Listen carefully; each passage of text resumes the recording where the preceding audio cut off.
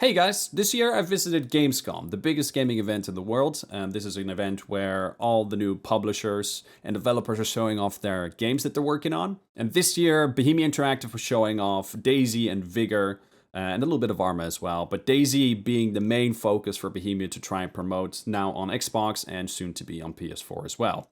For me, I thought this was a perfect time to sit down with DayZ's lead designer, Peter Nespesny, and talk about the future of DayZ. We talked about some really interesting topics like what's going on with the limping, what's going on with the damage system, what are we going to expect base building, modding. We had some really interesting conversations about kind of what Peter is thinking, what's going to happen to the game in the future.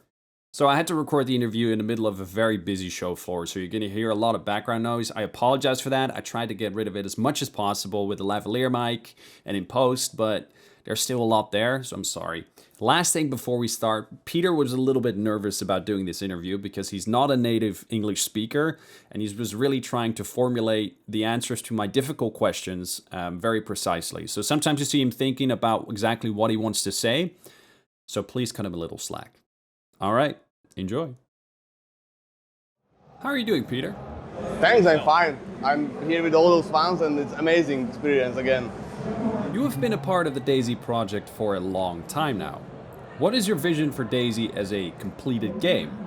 Has your vision of the game changed since releasing to early access in December 2013? What I can say, the vision didn't change basically at all. And what we are trying to achieve is authentic, hardcore experience, which is unique with every game you play. And what we want to provide is a set of tools, a toolbox for you to gather your stories, especially that's what we want to do. Vanilla DayZ should be really authentic. There shouldn't be any artificial stuff in heroes, bandits, and even stats and experiences. So that's what we want to do. Would you personally have done anything differently if you could go back to that time? The thing is DayZ is really rich in its scope. There is so plenty of features, plenty of mechanics, and of course there is some bits which can be edited, some things which can be removed, and it's that thing that finding the right balance. Maybe something will be a little bit less complex to have gameplay, to add a gameplay more flow to it. But in the early days, it was really hard because we were working with, for us, for a DayZ team, for a DayZ project. It was kind of limited technology. And we had a vision, we know what we would like to achieve, but it wasn't possible at that time. So we tried to figure it out, how we can hack it in or how to do it, and the result wasn't good enough. And that's what ended with 62. And in the meantime, we were working on the new engine and the 63. So we started to rewrite all those stuff, and we start to make it in the way we really want it. So I hope so that 1.0 release will be that experience we want to achieve, basically. The DayZ dev team has received a lot of criticism from the gaming community. How do you guys stay positive and motivated with all that going on? Actually, we are motivated because we know what we are doing. We know what we want to achieve. It's the most unique experience, maybe I would say in the gaming world completely. So there is nothing coming close to DayZ, nothing similar. So we really want to deliver that, and we are committed to it. And going to some conventions like Gamescom right here, meeting those fans and talking with them, and they are sharing their stories. It's all unique. There is no same story between all those players. So that's amazing, and that's it has positive vibrations, and yeah, that's something keeping us going on and on. And like I said, we are really committed to deliver the game, to deliver the vision we really want to play and to share with other players. A big change with the introduction of the new Infusion engine has been the introduction of the new stamina system. The community has reacted to this with different opinions. Some say it makes traveling too boring, others like the aspect of having to travel light. How do you see this new mechanic impact gameplay ideally? Well, for me especially, that fact that we have like very huge map, which is like 15 by 15 kilometers, doesn't mean you should be able to go through it like in 2 minutes or 5 minutes or 10 minutes. That's not the point of having a big map. The point of having a big map, big environment, is that you can travel through it. And what we want to achieve is some kind of preparedness before every trip. There is plenty of villages, plenty of towns. You should really plan where to go, which direction to pick. When you hit some town, some village, you should really go through it, search for loot, and get really prepared for that move on to the another waypoint on your adventure towards whatever it was, like TC, Northwest Airfield, anything basically. So I would like to have the game really slowed down, like more like thinking about the next moves, like more tactical approach. Do I have enough supply to make that move? Because like till now people were like always running through and just like storming right to the Northwest Airfield. And of course I understand like what is that aura of that place, like getting that great gear and have all those like PvP fights, like amazing stuff. But I think there still should be some progression, because like without that there is no point to have like 40, 50 guns. Why? If you are like going to the airfield in like 15 minutes and have that M4, like there's no point to have like all those like lower tier stuff. There is no point to have like any kind of survival. It's just like the condensed experience, and I think other games are making it better even than it was before in DayZ. So we should be on the other side of the spectrum, like really slow pace. Slow it down. Exactly. Like you really need to think about your next move. Every decision matters. There are consequences. Should I stop by for a drink, or should I head inland or something? Should I find something, or should I stop by here in the forest, look for mushrooms maybe? It doesn't even need to be cities or villages. So I would like to see the progression, like something like it's like leveling up with the time, with the gear, and how far you are in on, basically. Limping has been implemented within Fusion as well. It's currently linked directly to the overall health of the character. How will this change, and will we see similar effects for other limbs, like for your arms, for example? The limping it is connected to your character's health, and it's very important for DayZ, for a game, for the experience you want to achieve, for others to see your state. That's why we added limping. Like other people can't see that you have like blurred vision because you are low on health, or you have like desaturated colors because you are low on blood. They really need to see like blood flowing from you, or they really need you are limping around. So they immediately know, that guy's in the trouble. It's like, I will hunt him down, I will help him, anything like that. So that's a really important aspect for a DayZ, to telegraphing what's going on to other players. Limping isn't meant for the fractures. Fractures are coming after the 1.0, and there will be like fractures for the legs and for the arms. So for example, when you have, you asked specifically about the arms, so when you have like fracture of the arms, you wouldn't be able to use like two-handed weapons, even like ranged one or the melee one. So, and you really need to treat that fracture first. We would like to have, like we shifted everything in DayZ, like even actions and some like ongoing systems and modifiers. They are based on the overtime effect, and even with the fractures, it will be like overtime healing So we will really need to have that sprint applied for some amount of time. And it will be also visualized for other players. It's on the player character, so they will know like, this guy is in trouble. He has a splint in his arm, so he probably would be less dangerous, maybe. So yeah, so that's what we are trying to achieve. Okay. So, but people also, you know, like obviously have the criticism. It's like, why do I start limping slower when I am starving or when I'm dehydrated? Like it feels a little bit unintuitive to people. People think like it's going a little bit against what typically makes sense. You know, if you get hit in the leg, you should start limping, not health-wise. You were asking about the vision at the first time, and the vision is that it's a hardcore, and foremost is an authentic experience. So we are not trying to simulate anything. Basically, we need to have authentic game. So if you are dying of dehydration, are you sprinting around like you are like perfectly fine? No. We are walking hard. Like it's really hard to move from point A to point B. When you are dying on the hunger, like we are not able to like just running around like I don't know, like a deer in the forest. Like yeah, I'm happy.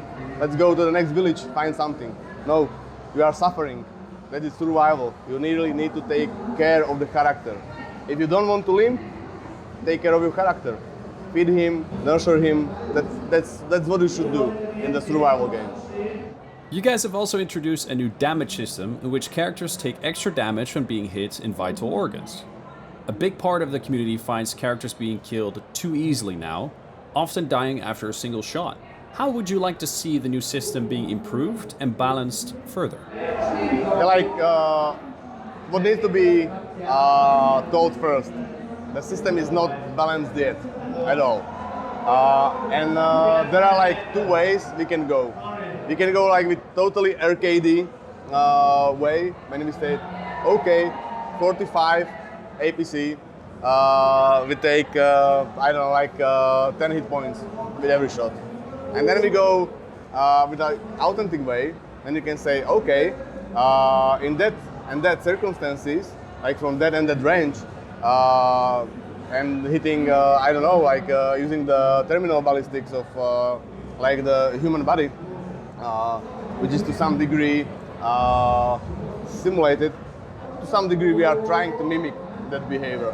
So why to not focus on that side first and research it a bit more?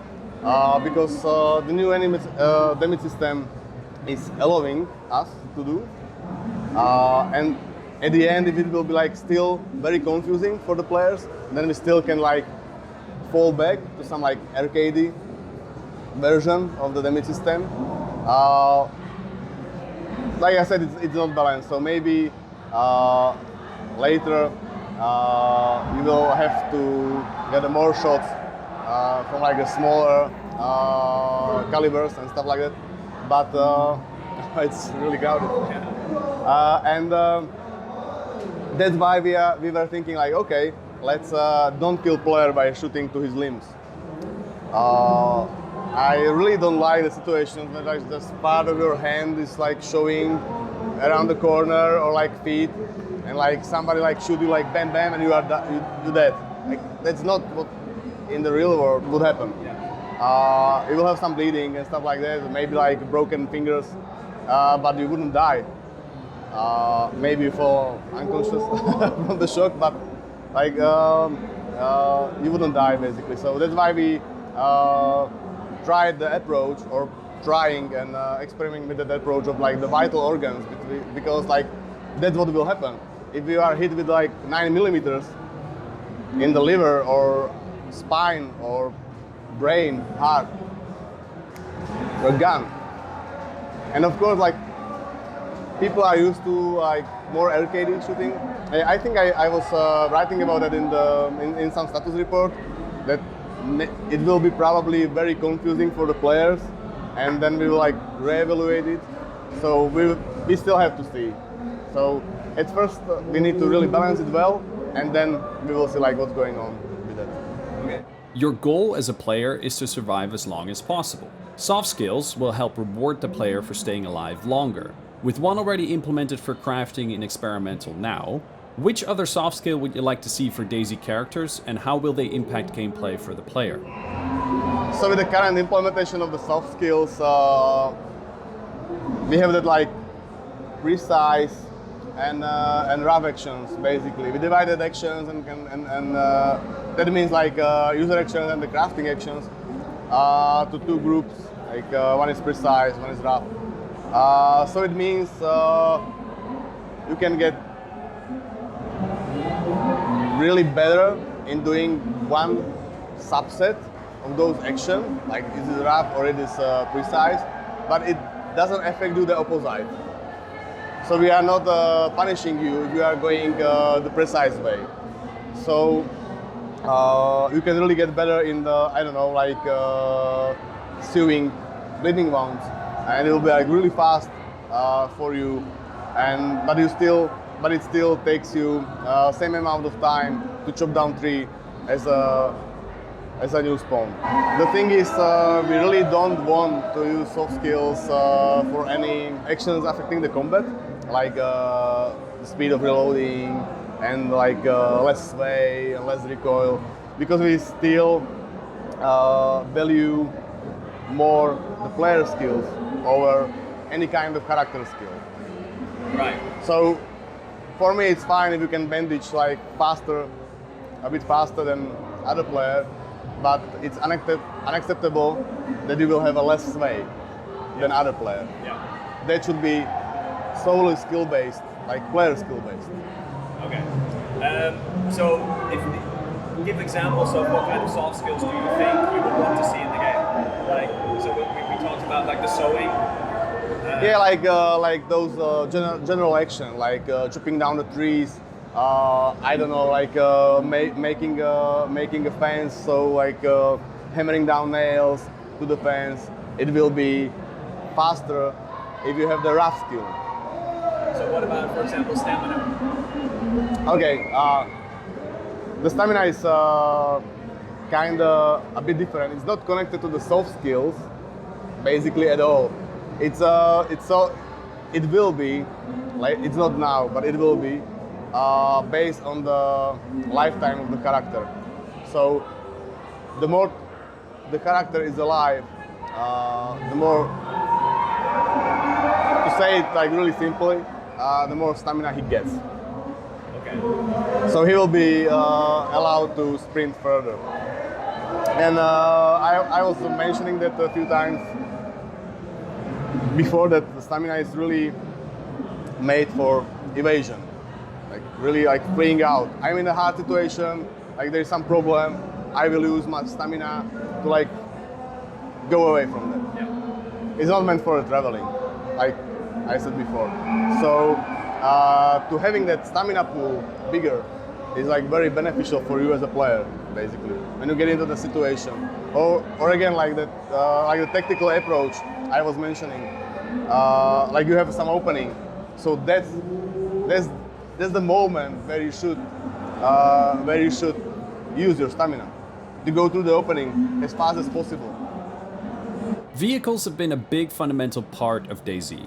Since early access though, they were seemed a luxury rather than a necessity. How will vehicles become a bigger part of DayZ again? I would love to see those vehicles are kind of common. So you get to the village, you get to the town, there are plenty of vehicles which can be used, but we have like plenty of parts, and like their vehicles are like missing spark plugs, this one is missing, I don't know, wheels or doors. So it should be like kind of easy and not so much time consuming for you as a player to get those few missing parts, or maybe if you are lucky, just one missing part like spark plug to get that vehicle to work, to have it functional. So there are maybe other aspects of the vehicles which need to maintain, and there will be like the operational fluids, like brake fluid, and of course fuel, like gasoline, and even like maybe a coolant. So without it, like your engine will overheat when driving to those steep hills in the north. and stuff like that. So it shouldn't be really hard to get vehicle working, basically. That's what we are aiming for. But at the end, we will see how it will be with the performance. So to have like 500 or 1,000 like semi-operational vehicles around the Chernerus could be like really performance hungry. DayZ started out as a mod for Arma 2. We've seen some incredibly well-made mods like Epoch and Overwatch branching off the DayZ mod. With DayZ Standalone and Infusion being built from the ground up for modding, how we will see the possibilities for modders using DayZ and Infusion as a base improve. Also, what are you personally most looking forward to seeing introduced as a mod for DayZ? Okay, the new scripting language, the Enforce, is really powerful, and we are already seeing mods made on that offline version. People have available on the Steam. They have access to the client side scripts, and there are some amazing achievements already done. I can't talk about it, and there's like no proper support for a modding released. So after the modding support is released with all the server files and server-side scripts, I think there will be like plenty of huge mods coming out, and like joint efforts from like a few modders together, or like groups of the modders. And I think like with the modding there is like possibility to make like total conversions, or just like balancing the stuff. And tweaking some numbers, like maybe central economy or the damage system we talked about before. And yeah, it will be possible to make like I said, like anything, you know, like a racing game, or I don't know, maybe some even some complex multiplayer games similar to Space Station 13. Like, why not? Like there is a base for it, there is the tools for it, and people can do whatever they want in the scripting language, basically. So what would be your preference to see for a mod? Like what would you personally really like to see for a mod for DayZ? Yeah, I would like, there's like two things I would like to see. One thing is like expanding the DayZ to the, like, I don't know how to say it in English, like to the borders of like more hardcore survival, like really like extreme stuff. Like DayZ mod in the past was like very cool. I really enjoyed that. So something like that, something like people will build upon the accessibility of the DayZ in its vanilla state.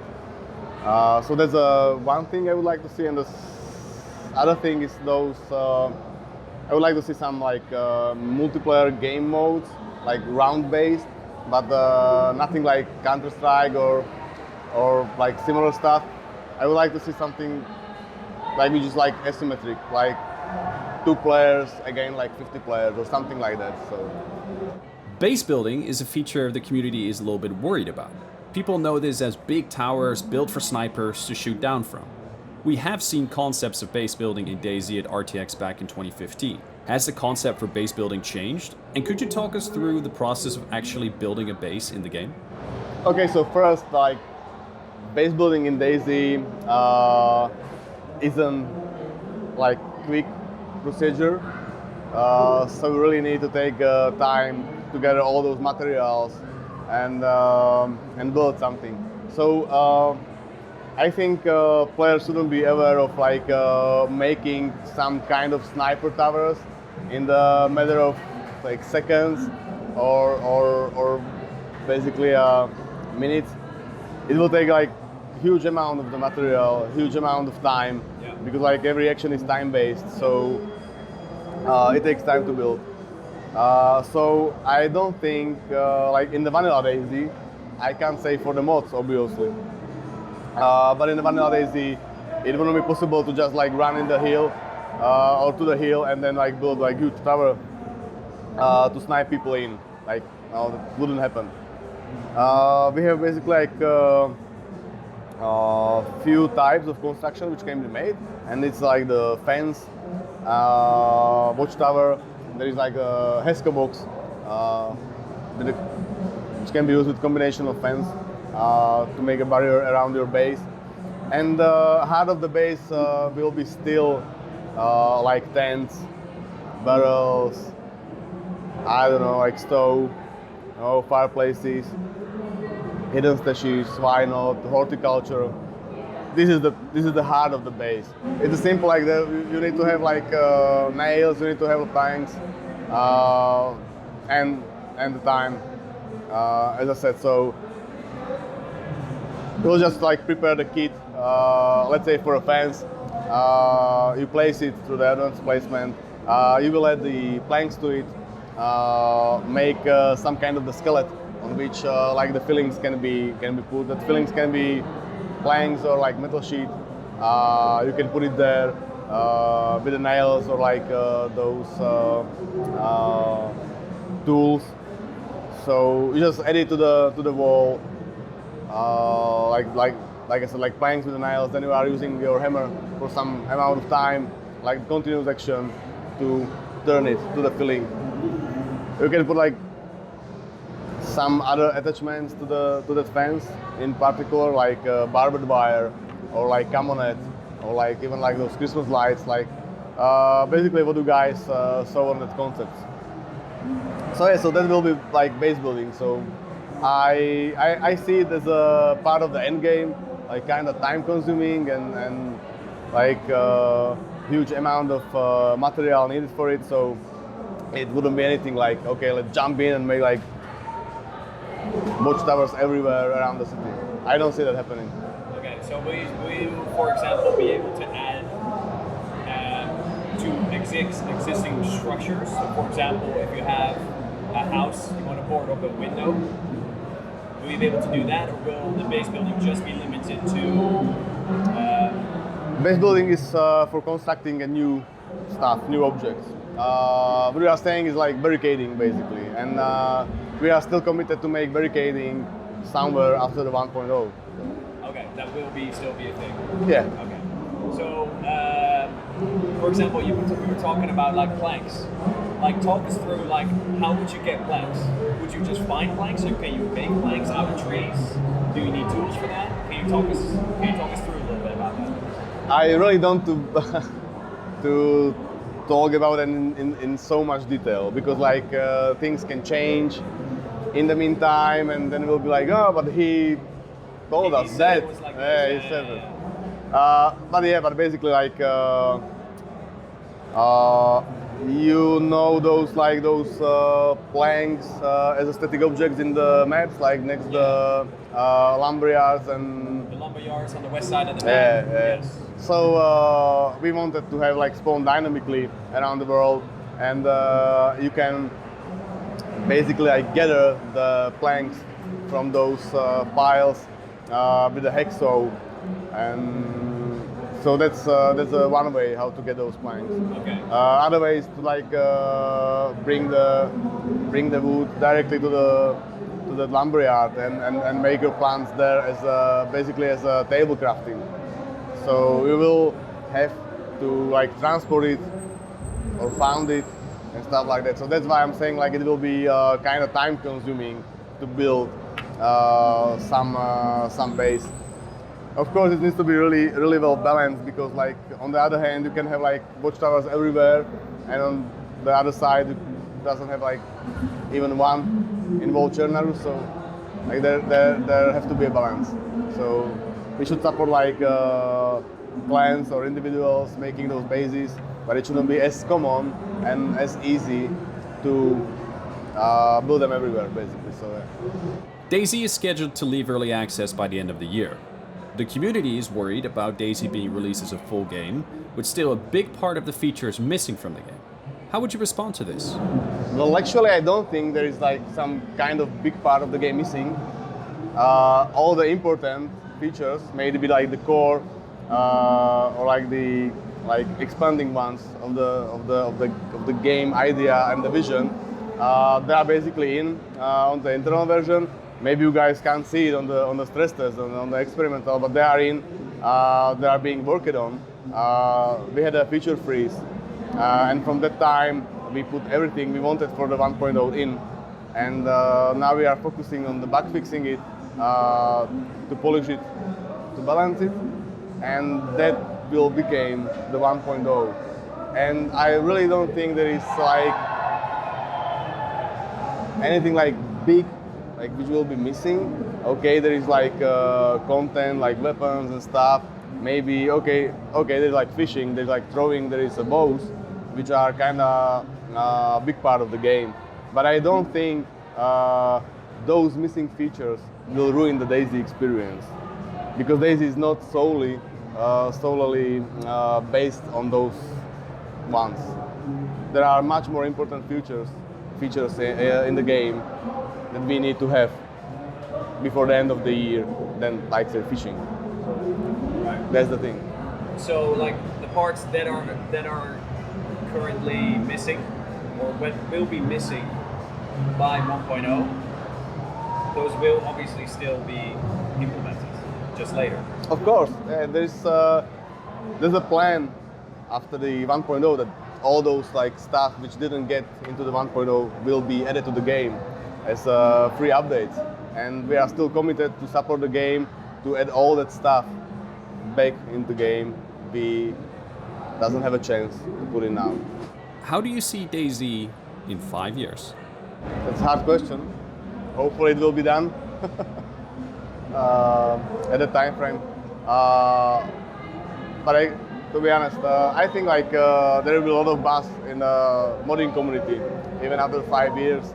I think there will be a lot of support from our side for those 5 years. Like I said, like helping modders, bringing some new content, bringing new features, or like expanding on some mechanics. Why not? So I think there is a lot of possibilities right in the next year. So I think DayZ will be stronger than ever, basically, and maybe we will see something like it was DayZ mode for the Arma 2, something huge which will be building on the DayZ, and yeah, that's it. Like